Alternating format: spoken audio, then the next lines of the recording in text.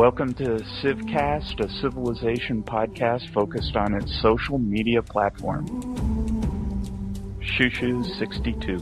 WWJDFAKB. Troy D. Random user. Pawprint42. Angel Ledwich. José Chantron. Rob G.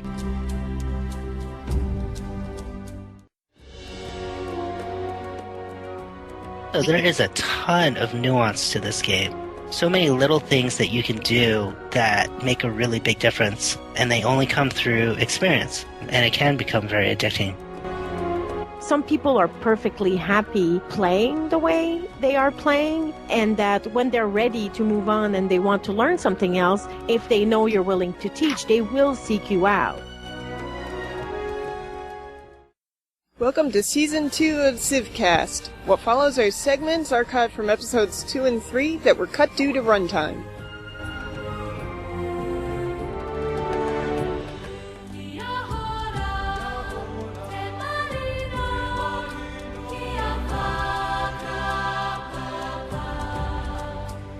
Recorded for Episode 2 with Shushu62, WWJDFAKB, Troy D, and Random User. The setup of a city, and it's easy to spot new people to the game because I think they have to build one of each resource house, when specialization is often the better way. And they waste a lot of production by doing that. Right. If you know which way you're going to go, production, science, it's better to set your city up towards a couple of better resources than, if you're going to go culture at the very beginning, it Don't can do be culture. effective. Yeah. Don't do culture. Don't do culture, don't do gold. But yeah, do culture. No. See, that's no. the thing. You're going to start I'm telling you. We're going to start an argument here. A couple of culture houses are good because it gets you all those extra swaps. And if you're doing the double swaps at 5 times, you're sending all that extra culture to your teammates. Right. Beginners aren't going to know what the double swaps are. What Melissa is talking about is this is a good example of there's a game within a game, and this is what's really tough for those of us who Strider called me a quant. I'm still trying to do the math on a what? A quant. Quantitative analysis. Yeah. The people, the market makers who sit in front of computer screens for 12 hours a day doing online trading. But anyway, one of the toughest things is doing the dollar cost benefit across science, culture, and hammers because they all have secondary benefits. Culture, if you get culture, you also get all those puzzle swaps. And if you do the puzzle swaps so that they benefit your teammates, you're getting puzzle swaps on top of puzzle swaps. Mm-hmm. Same thing with tech. If you do the beaker research, the blue research, you get extra maze moves. And extra maze moves gets you maze tech, which is actually more valuable than the tech that you're harvesting. If you do hammers, they're typically the most expensive thing out there, and so you can sell them and buy everything else, but you don't get all that secondary benefit. And so it's really very hard in game to game to game to know what the right balance is. But if you are starting out with a city setup, what I would recommend is go look at some cities of people who are winning the game and see what their cities look like.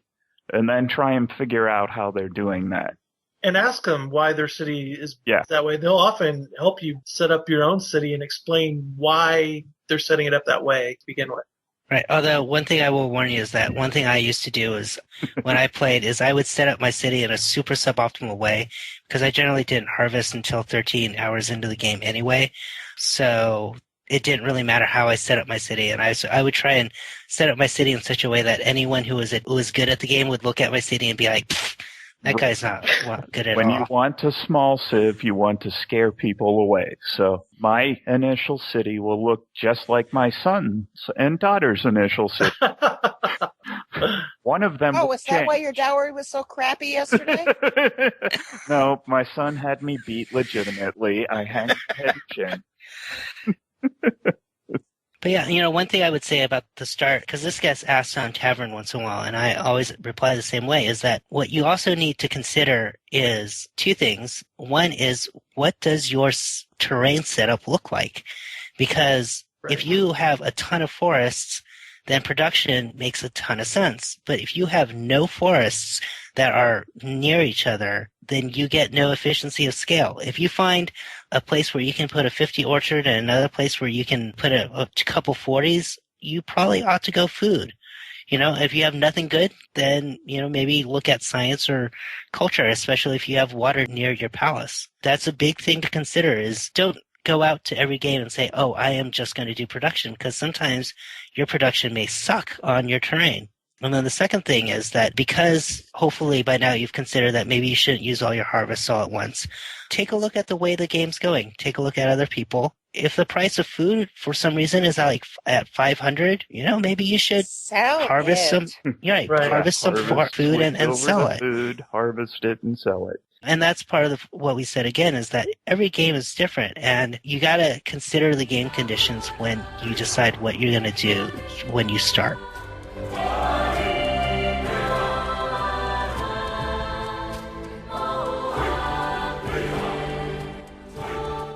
All of us at one point or another have left a big Civ and gone to a small Civ and closed the borders to keep everybody else out.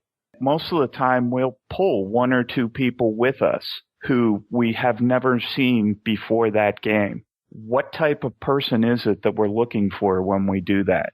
We look for someone who is communicative and someone who is interesting and someone who is interested in wanting to help and win the game.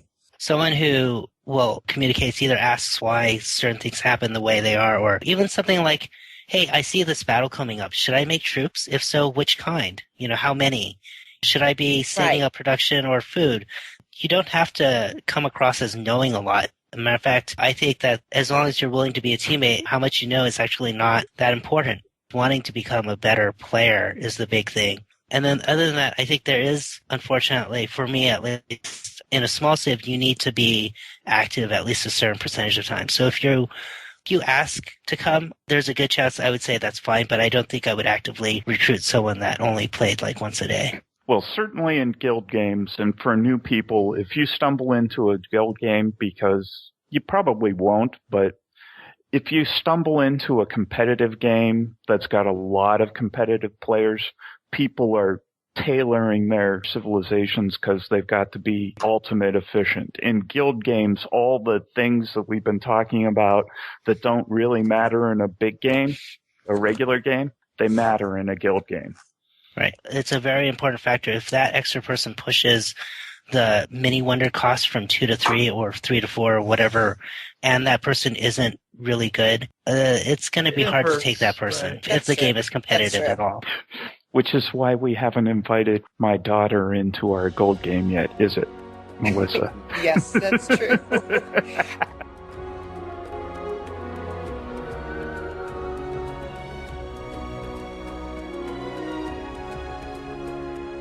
Recorded for episode 3 with Shushu62, Pawprint42, Angel Ledwich, Jose Jean-Jean, and Rob G.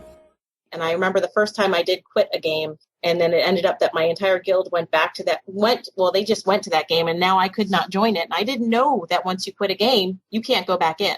That was the longest game ever. That was like a week-long game, and I was sitting on the side reading the chat and like crying to my husband. Why did I ever quit a game in my life? And he goes, why did you quit that game? And I'm like, I was trying some weird, it was Rommel's 15 minutes of fame. Yeah. It's I failed at it too. That's the bad part. It's good for going in and trying to cycle wonder events up, because there are only 4 known players who have achieved one particular achievement, the 1,000 points of light, which requires 1,000 cultural medals. we're talking about players who have been playing since open beta started, so you know that this is not an easy achievement. It will take time. Be patient. I certainly don't have it yet, but going in and running these wonder events on a server and then leaving again is one of the ways to up that total. Though I know when I've done it, and I haven't done it for a long time myself, I was going in, starting a Civ, doing it, trying to leave the market in a beneficial way for the players who were still on the server, raising the price of commodities that they had, I could see that people had and stuff like that. But I know that there were some players who were causing animosity, doing these sorts of things by joining a server, joining somebody's actual Civ that they were playing in, running these wonder events, taking a couple ministries to become king, declaring wars on people, and then leaving the server and kind of leaving the Civ in ruins from trying to do this, even though they were trying to do it in a friendly manner. It actually didn't end up helping anybody but the player who was doing these flips. So, otherwise known as an achievement whore. Yes. Yeah. Right. I was at one point, but I did one achievement game recently, and we were able to knock out like 5 achievements for each of us. But it was a long game. You do milk them out so you can get as many achievements for as many people as you can. It was what we were doing just to enjoy the game again, because we were getting so bored that this is what we came to. Achievement games. Oh, Lord. We're so bored. We're just trying for achievements.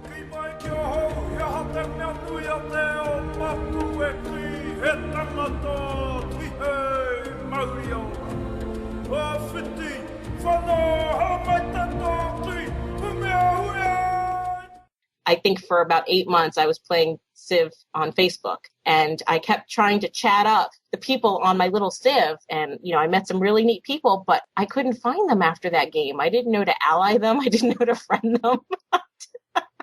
And I was feeling quite sad because I'd make a friend and I'd talk to them for 3 days and then the game would end. And I'd do this over and over and over and over again until finally Rommel found me. And he was like, do you want to join a guild? And I nearly fell out of my chair. My husband said that was the completion of my geek days. He said, you are now a true geek. I dub you in geekdom. You were in a guild. And the guild really kind of started organically. It was my 3rd game in Civ total, and there's a player who, again, isn't really playing Civ all that much anymore, but he's the one who showed me how to create a Facebook group and how to use the Facebook chat, which is infinitely easier to use than the in-game chat, which is still broken beyond repair.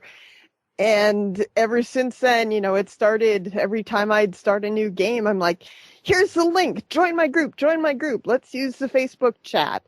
And then people started actually hanging around in the group, and we'd start another game, and we got more players. And then back like last fall, we decided to actually formally organize as a guild, and I've got players like Josie who's been playing with me since the open beta started, which is over a year ago now. I'm glad you guys have a guild. I'm glad you guys have such a good guild. I'm in another guild that's just kind of crazy. I don't know if they're out there to piss people off, but I think they are pissing people off. So they're kind of aggressive. Even their name is, involves the word frag, but, that's the nice way of saying it. Yeah, the A is a little more aggressive than the F, but... Yeah. It's in their acronym. I mean, they're aggressive. But on that same note, it feels like they'll let anyone who has, I guess like 5,000 fame points get in. But if you screw up bad enough, they'll cut you. They'll cut you right out. They won't have a vote on it. They won't discuss it. You're out of the group. You're done. I was like, wow, I don't really want to play too many games and piss these people off. Well, but how are they doing since you've been in those games? I've been in 2 of their games, and they've had probably like 5 other ones. It's kind of high maintenance. They really do want you to be there all the time, which I can be.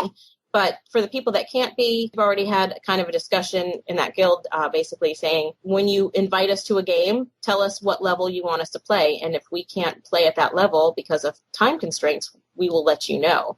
You think that's common sense, but it really wasn't. There were people that would join the game as a guild member to help the guild and then like not show up for 48 hours and go gray, which drives Heather crazy. She can't stand it when I go gray, even in a farm.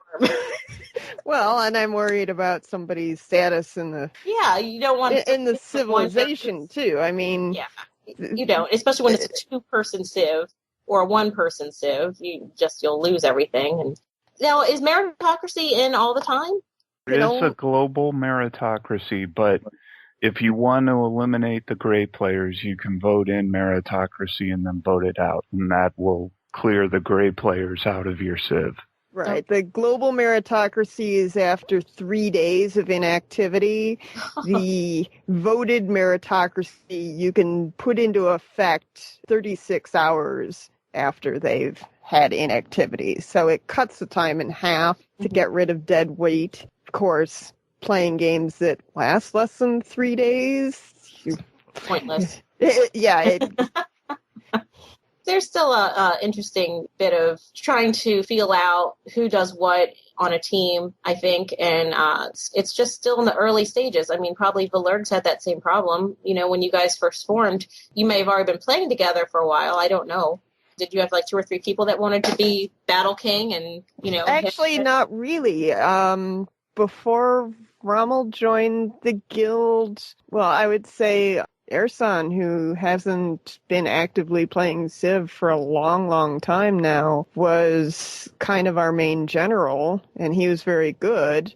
But basically, since Rom joined the guild, and that was like October of last year, something like that, I was still learning how to DM myself. I mean, the first battle you're ever in, you freak out, and you're like, I don't know what the hell I'm doing. I don't know. None of the rest of your Civ is online, and you have no idea how the battle format works. And of course, this was one of those, I wasn't even at my home computer at the time. I was on a foreign computer doing DMing at a time that was not terribly convenient. And I lost, of course, because I didn't know what I was doing. But you do get to hang around with players who do know what they're doing, and you get to observe them, and you get to watch them, and you start picking it up if you're paying attention. You can ask questions. That's even the right. best. Yeah. Right. But if you're not patient, they're not going to have time to answer your questions. And well, maybe not in the heat of battle. Yeah, but you can't ask questions during the battle. No. You have to write them down and ask them later. That's an interesting thing, because I've run a lot of battles having to do it over chat, and you'd be amazed at how hard that is to do it. Angel's actually the only player I've ever been able to guide over chat. Everybody else, you'll tell them, okay, you've got 40 seconds to do this. You have to do this now. And they'll wait a minute and a half, and that throws off the timing and really kills you. And yet there are people chatting all the way through the battle. It's like, I know you're online. Listen. Answer me. Don't answer me. Just do it. And I'm all about not only do it, but respond that you're going to do it. It's like, do this. I do this, and it's like, right. I like the other person to know that, yes, I heard you and I'm working on it. And that's entirely the reason why Angel and Jose and I even got into using Skype. I had maybe done it twice, hadn't installed my own account, but it was because of the fact that he couldn't simultaneously maintain a live battle bonus, chat via Facebook chat, control the weather, and control dancing, that we needed some hands-free way to communicate with him during battle, so that we've coordinated where I'm on weather control and we've got somebody else watching the Wonder Wall to cycle up secret weapon or call to arms, and somebody else actually doing the dancing while maintaining his battle bonus. It is convenient, but some spouses or some family members really don't appreciate it when you're in the bedroom and you're Skyping till 4 a.m. It doesn't always work, but if you're lucky enough to have a laptop or somewhere else, or it'll work fine.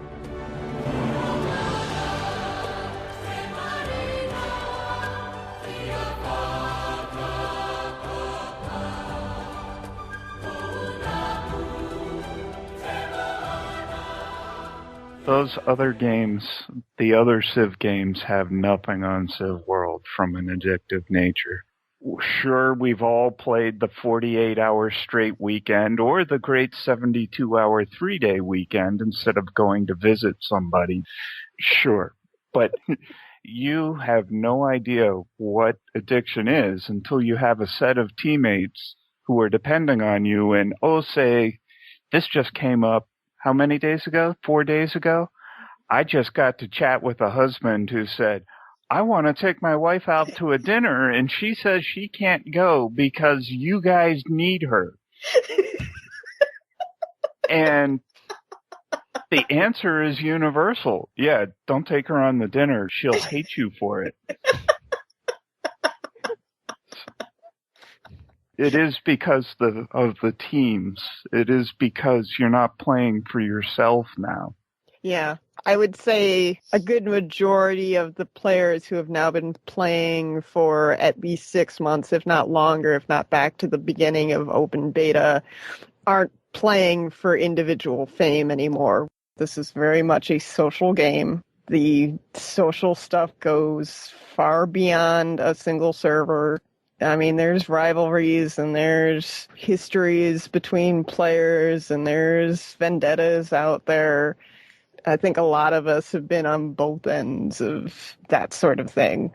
The core community for Civ is pretty well known to each other at this point in time. There is very little anonymity anymore. Well, the math on that is kind of interesting, right? The numbers show that there are still 3,000 people who play on a daily basis. The community, I can probably name 100 to 200 of those. The numbers still don't line up. That means there are 2,800 people who are playing every day, and yet we don't really know who they are. Some of them are definitely antisocial, and everybody knows who they are at this point. I have found most of the males that play this game want to be dominated. Yeah, that's what I have found. CivWorld is a female-dominated community. Yes. As I have said many times, where was all of this when I was in high school? I have had some amazing, wonderful conversations. People here are just highly intelligent, and the ones that aren't, it's very apparent very quickly. It's amazing, really.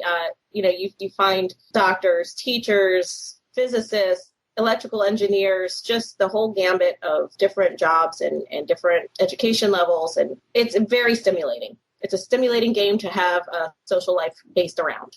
Oh, for example, the last game I wrote up, my one graduate level course put me on the bottom of the team's education achievements. PhDs playing the game was pretty impressive. Oh yeah, that's what's so fun, because they're willing to still talk to us idiots that want to play the game. But maybe it's just because they want to be dominated. I don't know. I've been accused of being the Civ PR girl. I've been accused of being a salesman.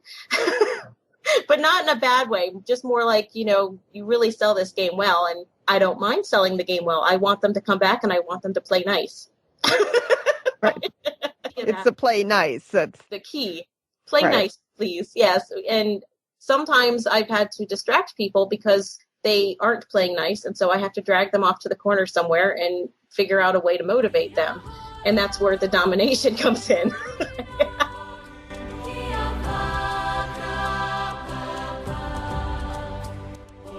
One very recent improvement, I think, or at least a ray of hope for the game. There was the game recently, the server that involved using CBs and spam, and I thought the game went off rather fine. No dramatic rage quits. There was no nonsense going on outside of the game itself in the various Facebook sites that house groups of players who like to discuss the game. And that was refreshing. I'm not saying it is always civil. It certainly is not, and there's definitely people who will kind of troll after others. But the reality is, at least people are starting to have like a decent discourse about the game again and using the Facebook sites as they were originally intended. That PAX Treebird really worked out nicely to the point where we even had a whole slew of Nazgul come back just to maze together for a couple of hours. I mean, that's what it's about. Yeah, Yes. players Absolutely. who haven't actually officially been playing the game for several months, as far as I'm aware, were on that server and have reestablished contacts, I know, with several other players. So They can't stay away. It's nice that they're not being immediately attacked and people are going after them for, no real good reason. I mean, I was disappointed when a lot of them up and left because I enjoyed that challenge. I didn't mind losing to them because I would always learn something new as I would try to peck away at the steel exterior of their particular guild. I enjoyed that challenge. As humiliating as it would be, I could always walk away feeling like I chipped a little bit away from it again. And so it was disappointing when the chance to take a crack at the champ was no longer there anymore. yeah, same here. I mean, I would attribute a lot of my growth as a player and as a guild leader to most of the spring was spent observing the Nazgul, watching what they were hunting the Nazgul, and trying to figure out what it was that they were doing and how could we do it. And I admit there's a player on my team who just kept thinking that they were cheating constantly, and I went and I joined them on the April tournament, was surprised that I was not screamed out of the server and out of the Civ, and played with them and found out that no, they were not cheating. They were just very efficient and very organized at what they do. And they're also very friendly. And that's a key thing, is that this is a highly competitive game. But really, again, it goes back to the guilds and trying to be king of the hill. The game's not about that anymore. That game is dead. Those players are gone. This game is about being friendly, about enjoying the company you're with, whether they're on your team or on another team. It's not about talking trash anymore. It's not about proving you're the best. It's about playing. I think we've achieved some kind of happy balance between the domination side of the game and the social media platform we use to play it. It is a competitive game and it is about domination. That's what Civ is, no matter what platform you choose to use to play it. So I think what people again forgot was I'm not necessarily playing alone. I'm playing on Facebook. This is social media. I'll have to deal with other people, and I think we're at a point where actually people are starting to enjoy that again and enjoy each other's company on top of enjoying the game itself with all its faults.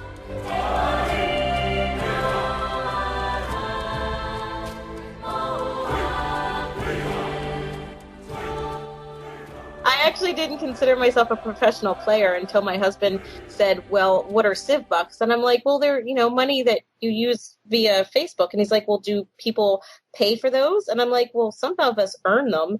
And he said, yeah, but if you use real cash for it, you've now become a professional player. And I'm like, but I don't use real cash. He says, it doesn't matter. You treat it as if it was real cash, because I do. I guess if you were to consider Civ bucks actual money, anyone who works hard to get them and hold on to them and uses them in a prudent manner, or a manner that is just for the game and not just for poops and giggles, they would be professional players. You are a professional player, Heather, definitely. When your guild leader texts you at lunch and she can't get on Facebook because she wants to know the updates of the game, you are a professional player. And I have been known to do that on more than one occasion, and now that I have an iPhone that's got network access, it's even easier for me to get updates on games. And it's easier for me to get a hold of you, too. I just hope you don't break any diamonds when I'm texting you and freaking out.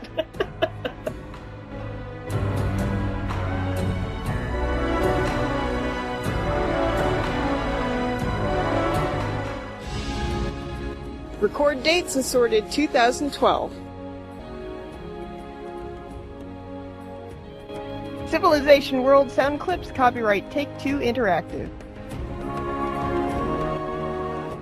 It just doesn't matter. Okay, I killed the conversation. Copyright Civilized Communication at civcom.net.